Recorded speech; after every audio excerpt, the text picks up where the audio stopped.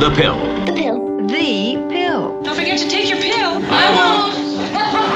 An estimated 12 million American women use the pill, and about 80% will use it at some point in their reproductive lives. Birth control is here to stay. Birth control is so inextricably tied into our freedom as women, but only half the story is being told.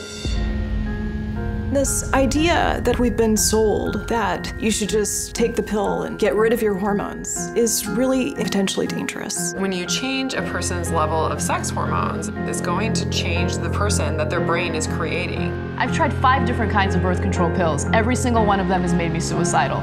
We've known since the 60s it's having effects on our bone density, on our mood, and on our libido. As women of color, our fertility has always been fear-based. It's always been managed to move ahead modern gynecology that we see today. These women, they're suffering the consequences of these side effects. Here you have women who are essentially, once again, being used as guinea pigs. 5 women died on the trial in Puerto Rico. Of course, they said that had nothing to do with the pill. He downplayed the bad news that showed safety problems and highlighted the good news. You are not going to sit quietly any longer. You are murdering us.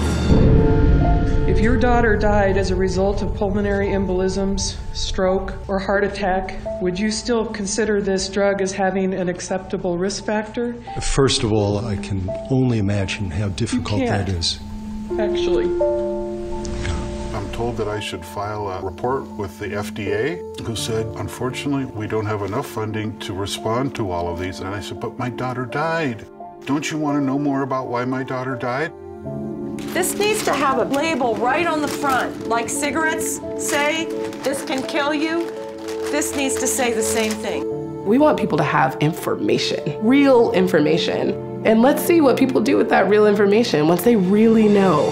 No justice, no peace. Reproductive justice, it's really about women's right to protect their body. When something is so inextricably tied into women's lives, we have to look at everything that it takes for us to actually live healthy. The most feminist approach to the conversation around contraceptives is options.